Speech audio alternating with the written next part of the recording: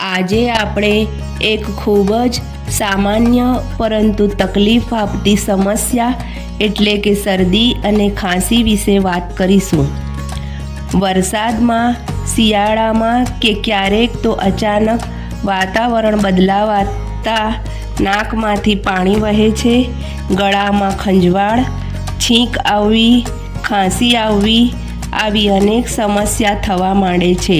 પરંતુ ચિંતા નહીં, આજે હું તમને કેટલાક ઘરેલું ઉપાયો, ડાયટ ટિપ્સ અને પ્રિવેન્શન સમજાવીશ, જેથી તમે ડૉક્ટર પાસે ભાગ્યા વગર ઘરે જ આરામ મેળવી શકો। તો વાયરસના કારણે સામાન્ય કોલ્ડ થાય છે, ઠંડા પવનમાં રહેવું અથવા શરીરનું ભીનું રાખવું, ઓછી ઊંઘ અને કમજોર ઇમ્યુનિટી, વધુ ઠંડુ પાણી પીવું અથવા આઈસ્ક્રીમ ખાવું, એલર્જી, ધૂળ, ધુમાડો અથવા પ્રદૂષણથી પણ ખાંસી થાય છે।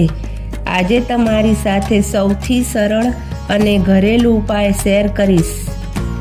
તો 1 ચમચી આદુના રસમાં 1 ચમચી મધ ઉમેરી દિવસમાં 2 વખત લેવાથી ગળાની ખંજવાળ ઘટે છે અને ખાંસીમાં રાહત થાય છે।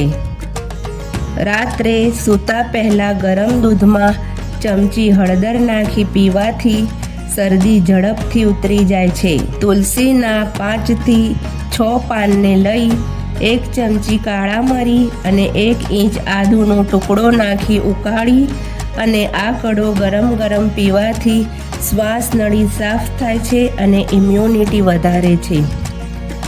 ગરમ પાણીમાં થોડું મીઠું અથવા યુકેલિપ્ટસ તેલ નાખી તેની સ્ટીમ લેવાથી બંધ નાક ખુલે છે અને છીંક ઘટે છે।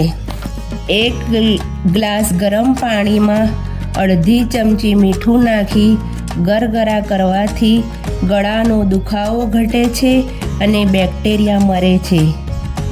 સૂકા લસણની 2 થી 3 કળી ઘીમાં શેકી ખાવાથી શરીરમાં ગરમી રહે છે અને રોગ પ્રતિકારક શક્તિ વધે છે। અજવાયણને તવા પર ગરમ કરી તેનો ધુમાડો શ્વાસથી લેવાથી નાકમાંથી વહેતું પાણી બંધ થાય છે।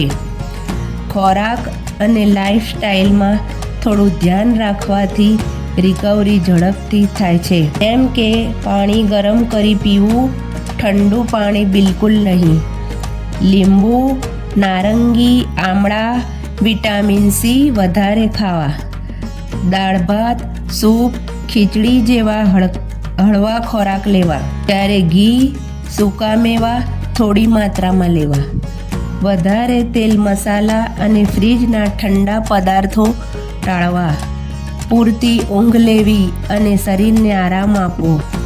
ફરીથી શરદી ખાંસી ના થાય તે માટે પ્રિવેન્શન બહુ જ જરૂરી છે।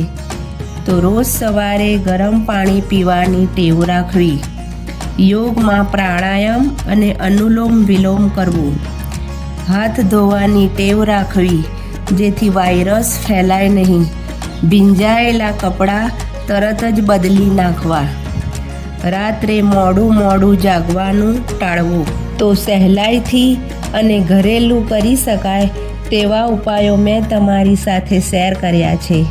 છતાં 4-5 દિવસમાં સારું ના લાગે, તાવ વધે કે શ્વાસ લેવામાં તકલીફ થાય તો તરત ડૉક્ટરનો સંપર્ક કરવો। જો તમને મારી આ વિડીયો ગમી હોય તો મારી ચેનલને લાઈક કરી, શેર કરી, સબસ્ક્રાઈબ જરૂરથી કરજો અને તમારા પ્રશ્નો કોમેન્ટમાં લખવાનું ભૂલશો નહીં।